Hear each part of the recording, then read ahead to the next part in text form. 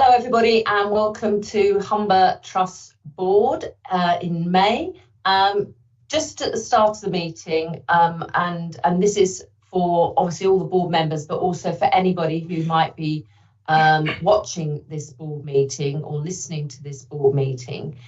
Because of the announcement of the general election last week, in the NHS there is very clear guidance about what we can and what we can't do during what is known as the sort of period of purdah, basically during the election campaign right up until the 4th of July.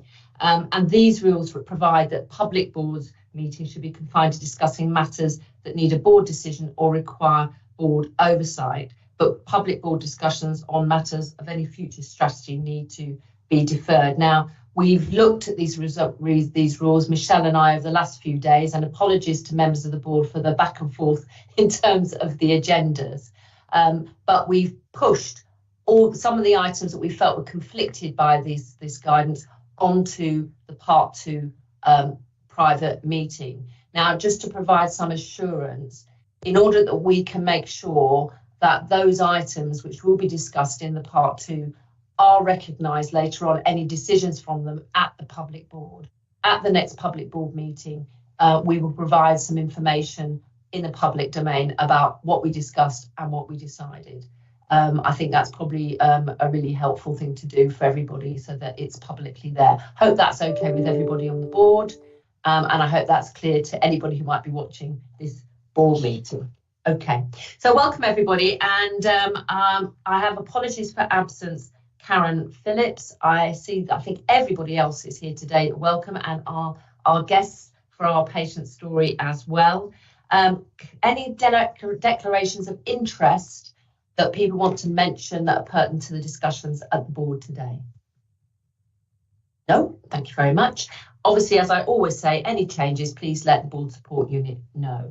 And on the issue of the board support unit, I just wanted to take this opportunity to put on record, I think, all our thanks to Jenny Jones, our Trust Secretary, who retired just last week. Thank you for everybody who came along to have a piece of cake and express their gratitude and thanks for Jenny's work over many, many years in many, many different forms, as we discovered at her retirement working in the NHS and being connected into Humber in all its many forms.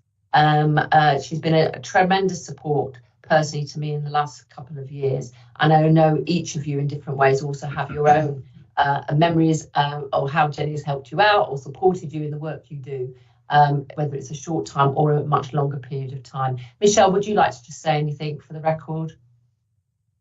Yeah, thank you, Chair. Yes, I just wanted to just say, obviously, thank you, and the work that has been done over the past decades has really been fantastic. It's a hard act to follow, and we have obviously recruited a replacement that will be with us in July. But yes, just on record, my sincere thanks for everything over the last few years and for the board, etc. Thanks very much, Michelle. Okay, let's move on to the minutes. Minutes of the meeting held on the 27th of March. Are they a correct record? Is the board willing to approve those? Brilliant, thank you very much. Looking around the room. And we'll move on to any matters arising from those and the action log. Anybody got their hands up for that? No, I can't see anybody, so thank you for that. We now move on to the patient story, and I'm really delighted to have our colleagues here today, Maisie and Felicity. Maisie represented today the Humber Youth Action Group. I know I've met with the Humber Youth Action Group. I think a number of members of the board have also met with them as well. And yourself, Maisie, and your friends in the group have been doing a fantastic job in so many different ways, supporting co-production work, reaching out into communities, and we're really thankful for all those efforts. So I'll hand over to Felicity and Maisie. Thank you, Caroline. So I'm just going to give a brief introduction to the group and then I'll hand over to Maisie. So my name's Felicity and I'm the Engagement Assistant for Children's Services within our trust. And I work alongside Bethia Dennis, who is the Engagement Manager for Children's and Learning Disability Services. I've been in my role for just over 12 months now, and as a young person myself who was fresh out of university, coming into this role and having the opportunity to work with young people to improve and shape our services is just so rewarding. And as part of my role, I work alongside the Humber Youth Action Group, which is one of the main ways that we get young people involved with our trust. And the Humber Youth Action Group allows young people aged 11 to 25 who live in Hull and the East Riding to come together as a collective and share their thoughts, ideas and experiences to help improve and shape our services. We promote the group through local schools, colleges, youth forums, as well as our own children's services, and our group is always shaping and involving and welcoming new members. Myself and Bethy, over the course of this year, have supported the group with multiple rewarding projects. Currently, the group are supporting with the co-production of our brand new children's and learning disability website. And through this, 14 young people are being turned into animated characters for 28 animations, which will be unique for all of our children's and learning disability services. And 3 young people are now paid experts by experience and are attending all strategy meetings to ensure the golden thread of co-production is seen throughout the website. The group has also been involved with the Clear project this year, and as a result of it, 11 recommendations were made, and Katie, one of our experts by experience, will work over the next 12 months alongside us to support the Clear project team to ensure these recommendations are embedded successfully. And the relationship we have with our young people is mutually beneficial. Not only do they help us, we help them. We provide them with free training, such as mental health training, LGBTQ+ awareness training, trauma informed training, and as well as supporting them with university and job applications. And many of the young people share that being a member of the Humber Youth Action Group has allowed them to grow in confidence, make new friends and consider a career in the NHS. And on that note, I'm going to hand you over to the wonderful Maisie. So Maisie, can you tell me about your experience as a service user, please? Yes, hi, nice to meet you all. I'm Maisie and I'm a member of the Humber Youth Action Group. I was first referred into mental health services around 10 years ago, and I'd been struggling for quite a while, but I didn't quite think I was worthy of accessing support, as I was worried that I would be taken away from somebody who perhaps needed it more. I first had a telephone triage with CAMHS, and I played down how much I was struggling because I didn't want my parents to overhear. And this call was very difficult for me, as I've never liked phone calls and I struggled to connect with somebody who I'd never met in person enough to open up to them. As a result of this, I was charged back to my GP, reinforcing my belief that I wasn't sick enough to deserve the help. I was given medication and told there was no other option for me, and I felt quite abandoned by this. Eventually, after a traumatic event in my late teens, I was transferred into adult services. And I explained my problem with telephone calls and was instead offered in-person treatment at St George's Therapy Centre in Hull. The services were very helpful and understanding that I would only see female staff because of my personal trauma. I was eventually discharged after completing a course of therapy, and although I had found it difficult, I did feel better. Things started to get tricky for me again in my second year of university, as I'd moved away from home and found myself in an unhealthy relationship. I ended up moving back to Hull and taking a 6-month break from studying to try and get myself back on track. I re-entered the services and my therapist taught me more about the signs of abuse, and between us we identified that that was what I was experiencing, and that gave me the reassurance that I wasn't overreacting in the situation. And I was able to reach out to my friends and family and eventually escape the situation.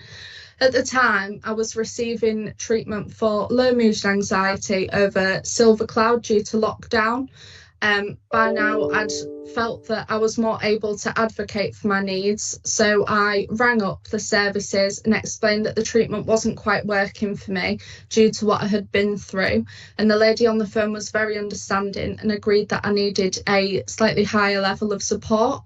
And this was a real turning point for me within the services after having felt like I was being pushed to a side and that I wasn't worthy of help. This conversation made me feel very seen, and I started a course of intensive therapy for OCD with an incredible therapist in Beverley. And for the first time in a long time, I felt that I was understood and that there was nothing that I had to hold back in my appointments. Although I do still now use the mental health services, I feel like I've come a long way and that my opinions on the services have drastically changed since I first sought support. And I now encourage everyone I know to seek help if they ever need it, and assure them that the horror stories that you might hear about mental health services are just that, and they're not a universal experience as well. Thank you, Maisie. Can you tell me about your motivation and experience of being a Humber Youth Action Group member and a volunteer at the Trust? Yeah, so when I moved back to Hull, I decided to change my degree from English literature to clinical psychology.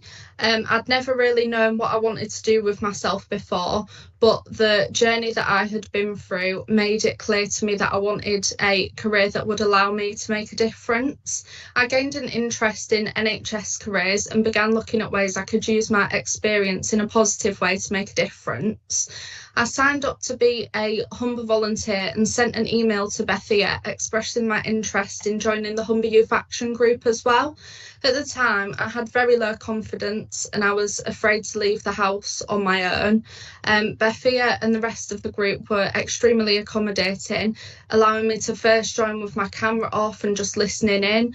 And then once I'd sort of heard everybody else's experiences, I felt a lot less alone and my confidence grew a lot. I got more involved in the group, going to in-person activities, joining interview panels for different NHS staff, and also taking on a voluntary role with Humber at the Humber Centre.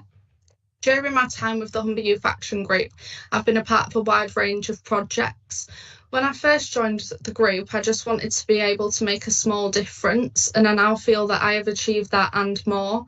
Not only has the Humber Youth Action Group given me confidence and improved my knowledge of mental health services, but it has also helped me to be a part of the improvement of young people's services.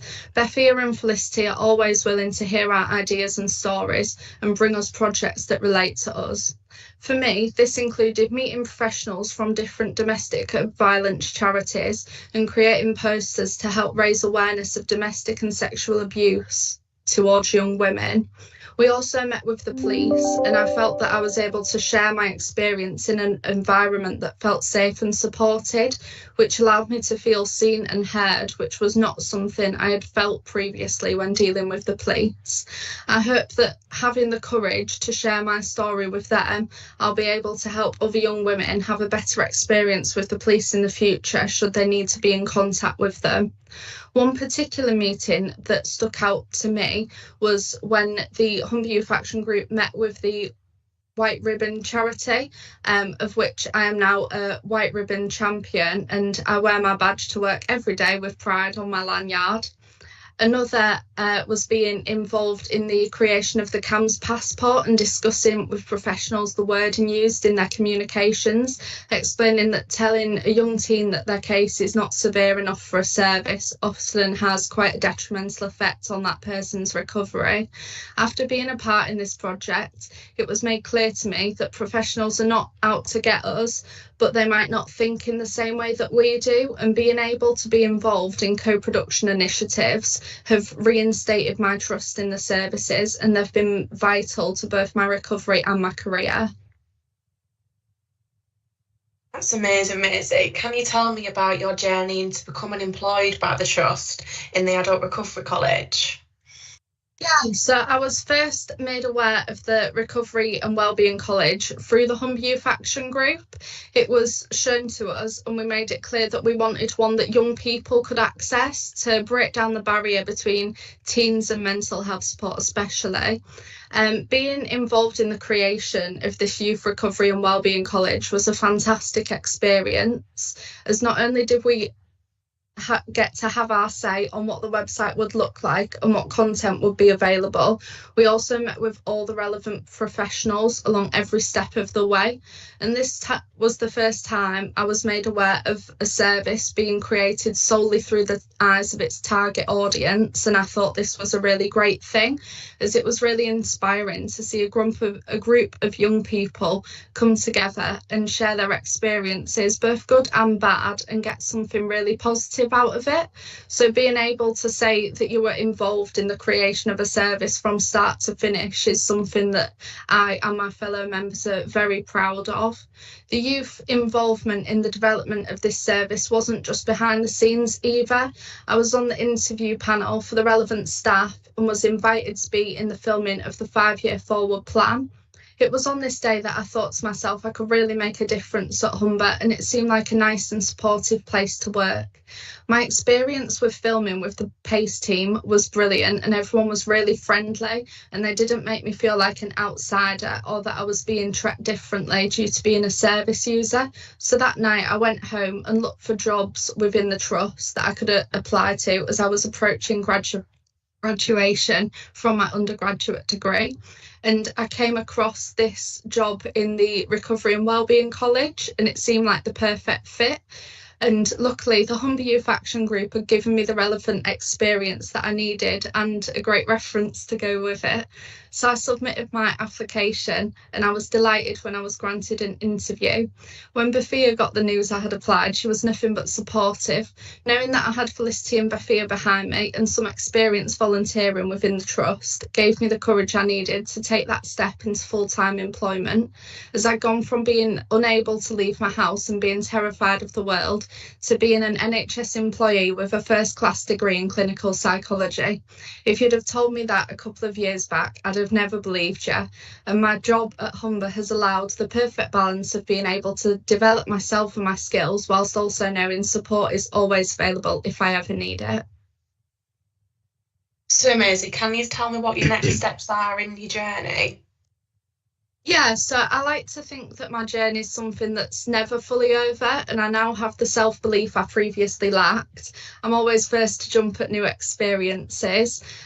Because of this, I'm now on the Proud Leadership course at Humber, and I'm due to start my Masters in Clinical Neurology in September. I'm extremely grateful that I'm able to keep my job and work flexibly to be able to continue to do my role while studying. Eventually, I'm hoping to complete a PhD with a focus on the links between traumatic life events and the development of chronic illness. This is inspired by both my fellow service users that I've met along the way and my own experiences. Long term, I hope to secure a role in healthcare research, and I'm currently a research champion for my team, and I enjoy hearing about the different things that we have going on within the trust. I hope that one day I will be able to develop my own research projects and ensure that everybody has the best shot at life that they possibly can. This dream would have never been realised without my experiences of the Humber Youth Action Group, who have taught me that I can turn my negatives into positives. Thank you. Fantastic, thank you. And I was just thinking, actually, just listening to your answers to Felicity's questions. It would be great if Alex and comms could maybe clip you that whole segment, which I think it stands on its own 2 feet as something that the Youth Action Group could actually use. You might want to include the questions and comments that are going to follow as well, but you might just have it as a standalone because it was brilliant. Thank you so much, Maisie. Great, and thank you, Felicity, as well, and it's good to have you with us too. So I'll open it up to questions and comments from my colleagues on the board. Right, let me just, I'll look who's online. Okay, I have Priyanka first and then Lynn. Thank you very much for your story, Maisie, which was amazing and motivating. And what I would like to comment is that the creation of service with coming from the experiences from the service users with actually is a very I'm really happy about that, because that is sort of showing the needs analysis and coming from a bottom up rather than from top down, and more things should be really be designed by going from bottom up with the needs analysis, and that's what's been done from creating the service, and so I wish you all the very best for your future. Thank you. Thank you. Thanks, Priyanka. Lynn. Hi Maisie, good to see you again. A truly inspirational story. It absolutely is, Maisie. You're amazing. I just wanted to ask you, given all of your experiences in the trust, I think we're still on that sort of journey, for want of a better word, around co-production at the heart of everything we do. From your perspective, Maisie, if we're sort of plotting out what we need to do next as a trust, what would you say that is to keep on moving in this direction, do you think?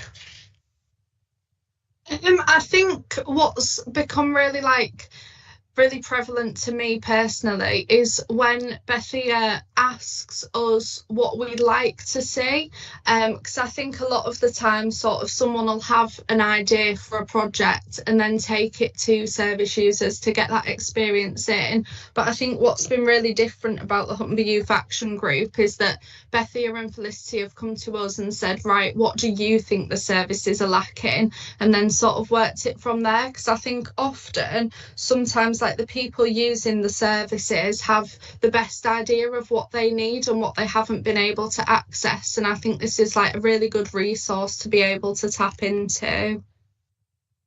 Brilliant, thanks Maisie. And I'll take that back as well. I do lead with others the sort of recovery approach in the trust as well, so I think that sort of what would make it different for you absolutely needs to be at the core of that, so thank you. Thank you. David, and then Stuart, and then Michelle. Again, Maisie, you're going to hear this a lot, but thank you so much for sharing your story, and to Felicity for the introduction as well. It's great to learn more about the work and to hear your journey as well. I just wanted to ask a question about one of the things you mentioned about kind of this negative perception that's out there around what help is available through mental health services. And I get with the media that kind of it does tend to be negative all the time. Do you think there's anything more that we can do to get the good stories out there? Because most of the stories are good stories. It's just that they get lost along the way. Yeah, I think one thing that's been really powerful from my point of view is different patient testimonies. So sort of using those in advertising and making those known as well. Because I think a lot of the time services don't seem to make the news unless there's a big tragedy that puts them there. So I think sort of getting in there first almost and taking the positive stories that people don't get to see to different news outlets and social medias and sharing that people have had those positive experiences.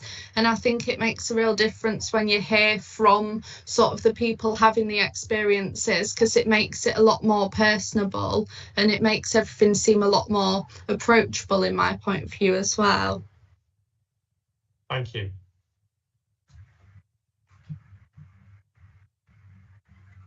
I was on mute. Stuart.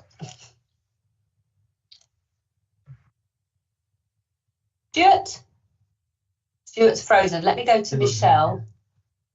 Whilst hopefully Stuart can sort out his connection. Morning, Maisie. Morning, Felicity. Well done, fantastic, and it's great to hear that inspiring conversation and that journey really, and I do agree with Francis that we do need to share that out, and if there's any way we can pop it maybe into one of our regular newsletters that we have around Humber happenings or something like that, then just I think it's really inspirational, and I think that will help with one of David's really good questions and your point about just trying to move on that negative perception sometimes, because people can sometimes be frightened of mental health service as well, can't they, because it's that unknown piece. So thank you for that. I want to build on a little bit what's already been mentioned, because one of the reasons for the Humber Action Group was to do action, and it's great to know that you're doing that, so well done, keep it up. But it's how we as a board, how you can work closer. What would you say? We talked a bit about that, Lynn will take that, but direct to the board,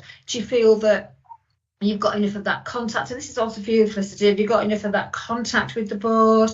How can we improve that? And how would you want to, both individually as well as collectively, want to influence what we do here? Because I think that's really important. Yeah, I think from my opinion as a group member, sometimes like I've got very comfortable within the group now, with like sharing my experiences, having been a member for a couple of years. So when professionals come along, I feel very comfortable and able to share my thoughts and feelings. But I think sometimes if you're just starting out in the group, or maybe some of the members who are a bit younger, that doesn't feel as accessible. So like having things such as a anonymous like Q&A section, maybe like a Q&A to the board for people, especially like the 11 to 18 age bracket, to get involved with and be able to like ask any questions and reach out with any suggestions that they might want to share, but perhaps feel a bit too anxious to maybe put their hand up in a meeting and be seen saying it. So I think that's what I'd suggest. I don't know about you, Felicity, if from like a leading it point of view. It's funny because we were sort of having this conversation just before we went in, and we had a catch up, weren't we, about how sometimes when professionals come into the group, it can sometimes be overwhelming for young people. And, you know, with the group, we have different levels of participation. So some people have the cameras on, some don't, some use the chat functions to talk. But I think, you know, something that you suggested, a Q&A, could be really, you know, a great way for, you know, to start having more communication with the group. I think it could be really positive. So yeah, get in touch. So I don't want you to obviously speak for the chair, but I think that's a really good suggestion, actually. And I know that Caroline, looking at Caroline, the chair, was nodding actually through that, Maisie. And so I think that's something that we need to action ourselves to take away and say, how can we do that with Humber Action Group, have that Q&A session, and we can always somehow link it into the board agenda. But leave us with them, we can explore that. But I think that's a really, really good suggestion. I'm sorry, Chair, I'm sure you do as well, but let's have a look at it. Great suggestion. Great. Thank you, Michelle. Absolutely endorse those comments. Stuart is back with us. Stuart, you had a question or comment? Sorry, my internet connection dropped. Hi, Maisie. I'm Stuart. Really nice to hear to hear about your story today. And it's the subject of storytelling I want to ask you about. You mentioned, I think, you switched from a degree in English literature to a kind of clinical psychology route, and you got clearly some aspirations to undertake research. But I would say to you, don't underestimate the power of storytelling. And I feel like you've got at least an autobiography, if not a novel, in there somewhere. And I think that kind of the way you explain what happened to you was a very powerful part of your evidence about how you've personally benefited from all your experiences, good and bad. And I'd encourage you to not throw away literary aspirations. Thank you. Thank you, Stuart. As a literature and history graduate, there's still hope for me then, if I want to change of course of career, despite the grey hair, I hope. So there we go. I'm inspired by that as well. Great. I can't see any other hands. There's a number of comments in the chat box, Maisie and Felicity, just, you know, really sort of warm comments about your journey and your career and everything and the opportunities. I just wanted to reflect that, you know, one of the things when I met with the Humber Youth Action Group was members of the group talking about this, sharing their experiences, both what's worked and sometimes what didn't work. And it's really, for me, hearing today how that, in your view, has improved and there are more opportunities to do the feedback. But I hope also, and this was the thing that was picked up in the group, was getting, once you do make a contribution as to what you think could be improved, is getting the feedback about what's happening across the different services as well. So as Lynn said, there's probably more to do, but it's great to sort of hear that affirmation from you today that things seem to be going in the right direction. I appreciate that. Thank you. Okay, thanks very much, Maisie and Felicity. All our best to the group, and of course, all our best to Bethia as well, who we love hearing from and seeing as well. And as Michelle said, we will take an action to look at some form of Q&A that allows members of the group to be anonymous in that process as well, if that encourages participation too. So we'll take that away as an action. Thank you so much for your time today. All the best. Thank you for these studies, Maisie. But thanks, Felicity. Thank you. Thanks. Bye. Bye-bye. Great. Great to hear from both of them today. I think we all agree with that. So we'll move on to the publication policy highlights report. Anything that, Michelle, you want to add to this? It's quite detailed and outlined about the documents and publications available and where they link to Humber. Really helpful summaries. Thank you. Yeah, the publications, yes, just here for, obviously if people have had a chance to look at it, usual little summary after it, just open to any questions, comments. Any questions? David? Yeah, just a quick question, probably for Kwame. First off, Michelle, thank you for this. This is probably one of the most useful papers that I read every month. It gets everything in one place, nicely condensed. On the paper from the BMA about the loss of doctors over the last 12 months, I'm just wondering quantitatively what that impact's been at Humber. Have we seen an unexpected loss in doctor numbers as well?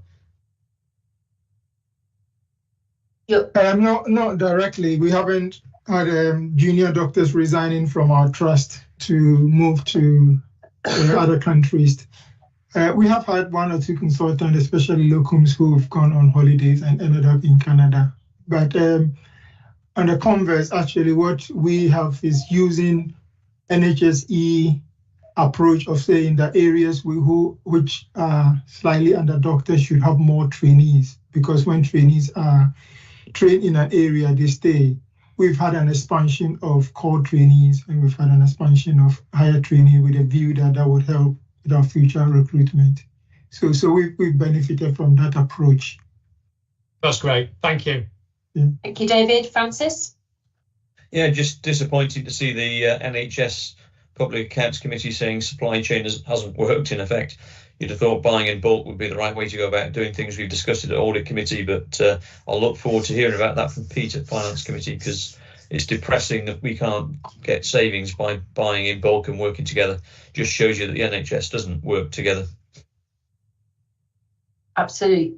Pete, did you want to add any comment on that to help us understand what this publication might be saying? Yeah, I've got to be careful what I say, Caroline, but I think it's generally in different sectors to mental health that this report is referencing, but we do use quite heavily NHS supply chain for a lot of our products. Thank you very much. Priyanka. I noticed that the training compliance was the target was 85%. So I mean, something like training compliance, I was just thinking that it may be we need to look at a little bit of a higher target. So why is it that it is at 85% target? Are you dealing with the public? Are you looking at the publications highlights paper, policy highlights paper, Priyanka? I don't know. I may have written the question in the wrong section. Okay. I'm sorry. I think we can pick that up a bit later. I think under the performance data and some of the other reports, which I think in terms of the general election situation have gone to the part 2. But don't worry, I will store that question for later on. Thank you. Any other questions to this paper? Okay, thank you very much. That is noted. We go to item 7, Integrated Care Board objectives for noting. Any questions or comments to Michelle? Francis? Just that they don't seem very smart. They seem quite generic, so I'll be interested to see how we assess the delivery against them when they're not being set up to be measured particularly well.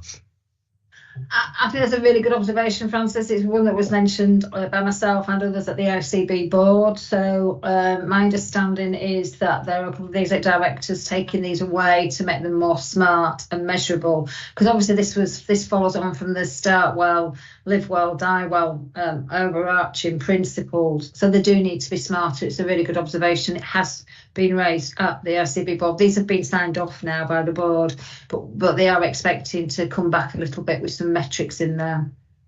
There's also not very much on mental health in there, is there?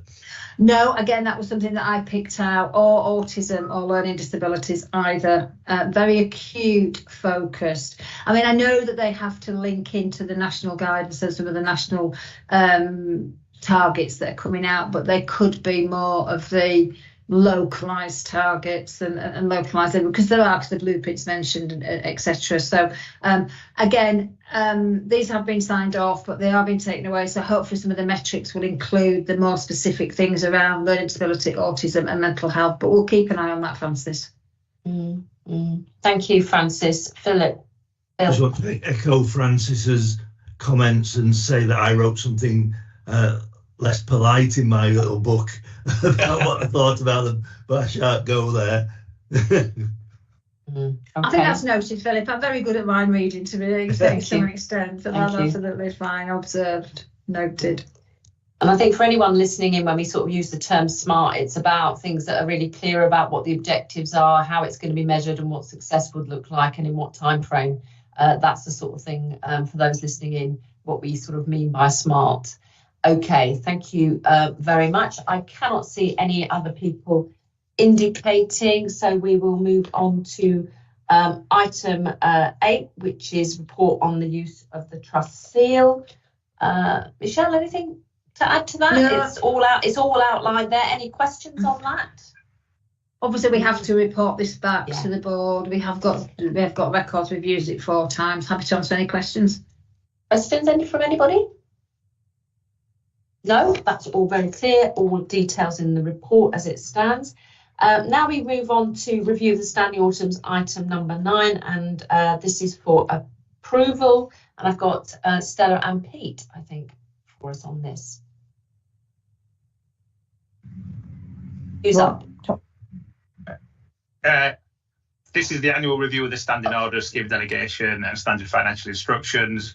We saw a version of this paper at audit a couple of weeks ago, Caroline, where most of the changes were all accepted, approved, and there were a couple of further amendments. Apologies, the front sheet wasn't in the pack today, but I've sent that round the board just to highlight the changes. I think I'd take the rest of the report as read. It's our annual review. There's nothing material in there really. It's mainly just tidying up and nudging and refining in the main. Happy to take any questions. Thank you very much, Pete. Stuart, you had your hand up. Just to very briefly say that we did look at these at audit committee, and I did take the time in advance of that meeting to read the full set and provided some comments back, which have now been taken into account. Thank you, Pete, for that. Thanks very much. And I had the front sheet, and that was a very useful front sheet, and I looked at all of those as matters that have been slightly changed as well. So thanks for the work on that, and thanks to the audit committee as well. I can't see any other colleagues with their hands up, so can I ask the board, do they approve? I think Mike's waving his hand. Oh, apologies, Mike. Sorry, Mike. Sorry, there's severe problems with computers down here. Can you hear me? Yeah, we can hear you, Mike. Rotherham is sounding loud and clear. A couple of things. On some of the committee structures, they say that they will be comprised, for example, Mental Health Legislation Committee, of 3 NEDs.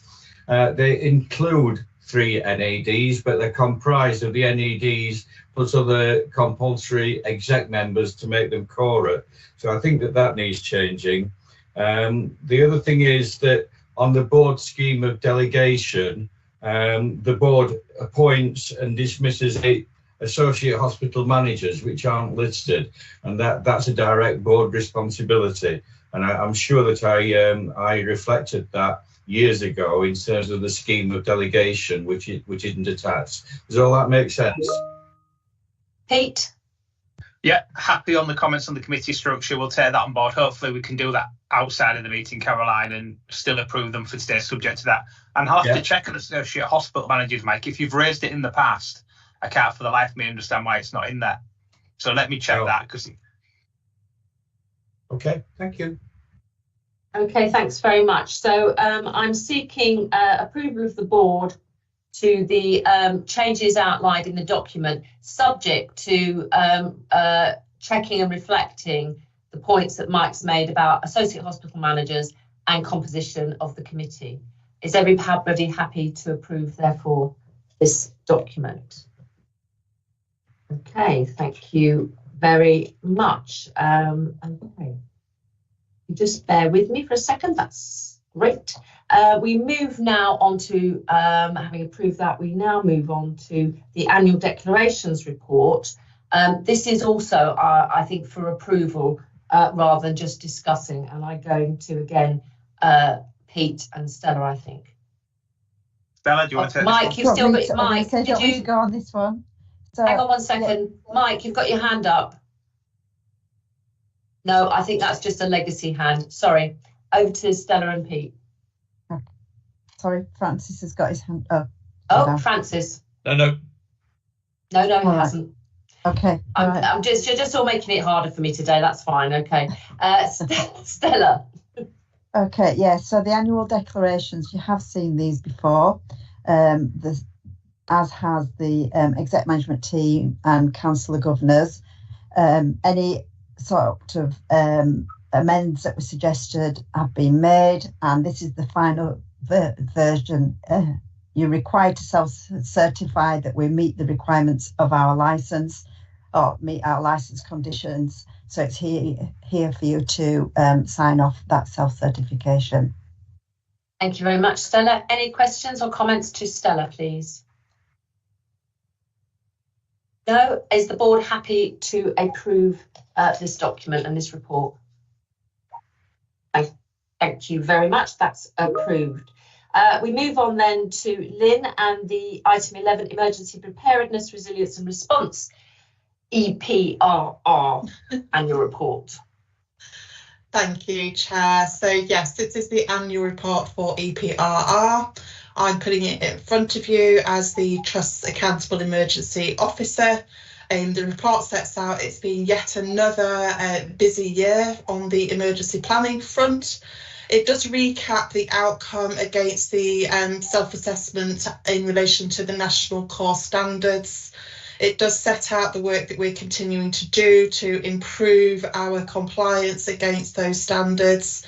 It does set out how we continue to work with our partners, particularly across the local resilience forums and the local health resilience forums. There is a focus continuing on training. We have undertaken training in the last year, and it sets out how we're going to take that forward through a portfolio approach over the coming year.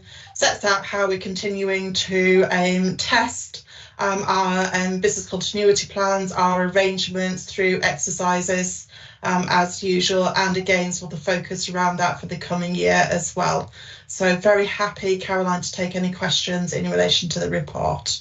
Thank you very much, Lynn. Any questions or comments to this report? I think Mike's waving his hand again. Mike? I'm sorry, my computer seems to have been taken over by aliens, so I can't see hands up or anything. But a couple of questions, well, a couple of comments really. Question, how do we benchmark, Lynn? In the past, what we've said is that we're not compliant, but neither is the rest of the world. And the second one is extremely pleased to see all the live exercises that you've done. That's really pleasing. Thank you. And standing offer to be involved as an observer like I did last time, if you ever want me. Thank you. Thanks very much, Mike. Lynn? Yeah, so in relation to your first question, Mike, so it's fair to say that the sort of gateposts were changed quite significantly last year in terms of compliance. And we know whilst we are less compliant than previous years because of that change, we actually did relatively well compared to other organisations. We were certainly in the top sort of, one or two trusts. So we've got a good sort of position to improve upon as well, but other organisations were very much in the same position that we were, where that compliance position deteriorated. But it is due to that understandable focus on EPRR nationally through various high-profile incidents, that the preparedness requirements and standards have changed. Lynn, could you just clarify for me, when you say we're in the top 1 or 2 trusts, is that of all trusts or mental health? No, within our ICB, Caroline, okay. That's the only information that we have. It was shared last year. And again, a good part of what we've done over recent months as well is share that sort of good practice where trusts were more compliant than we were. Then obviously we've been in touch with them and shared sort of good practice across our ICB. So, and that's an ongoing process. Thanks for that clarification. David? Thanks, Chair. Thank you, Lynn. A really interesting report. I learned loads reading through this report. I didn't realise quite how much we did as a trust on this, and the significant challenges that we've got around it as well. I've just got a question really about the statutory framework, because I'm just trying to get it clear in my head that kind of we're not required to respond under the Civil Contingencies Act, but is it a recent requirement that we have to?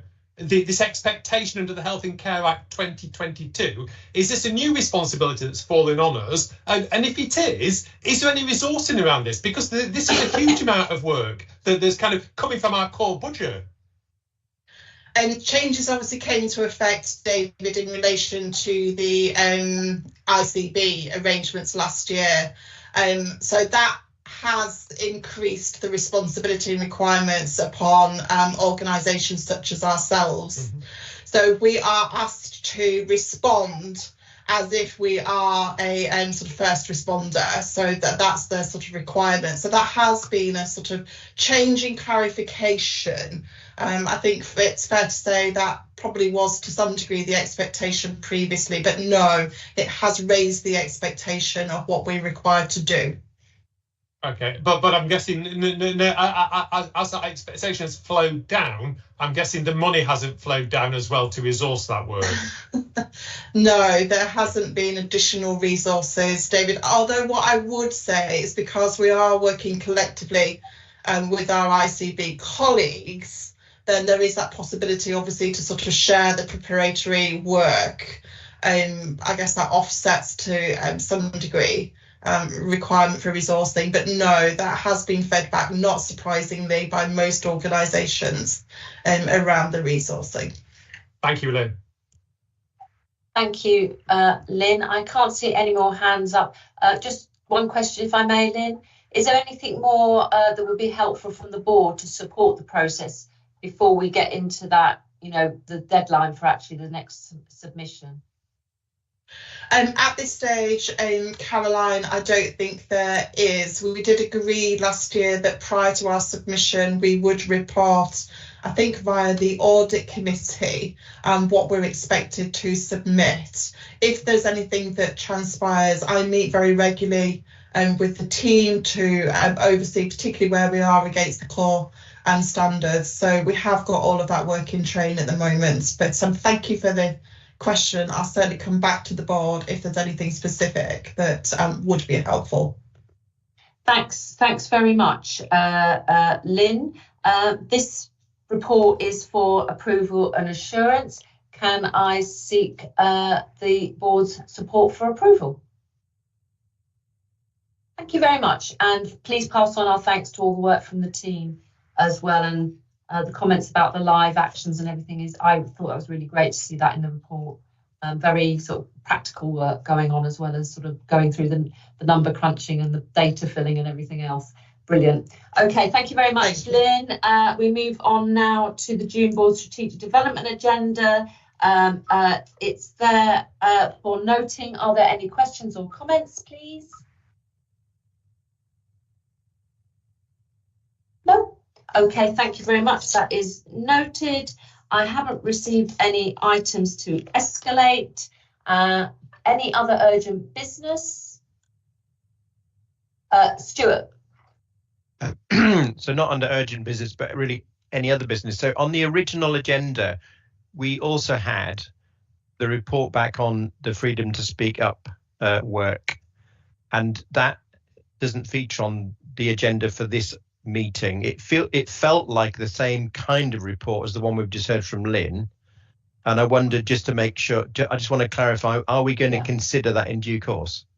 Thanks for that, Stuart. The items that were on the agenda, freedom to speak up, the research annual report, and others of that type, we've deferred to July board meeting. Thank you. To deal with that, because we felt we didn't want to just put that to part 2. We wanted that to be in the open environment of a public board meeting. So all the items for everybody that was on the agenda that you haven't now seen moved to part 2 because the general election guidance, we'll be coming back to that in July. Thank you for that. I should have mentioned that at the top of the meeting.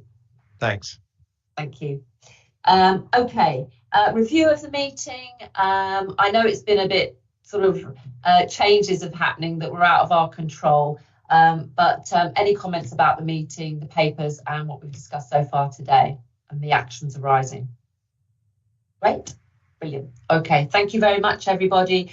And to those viewing, it is a shorter board meeting than we'd normally have, but you will be aware that we are under certain restraints, and we'll do our best to bring back to a future board meeting the discussions were taking place in part 2 for public accountability. Okay, thank you very much, everybody. Can I suggest it's 10:22 according to my computer. We come back in 10 minutes and reconvene for part 2. Thank you, everybody.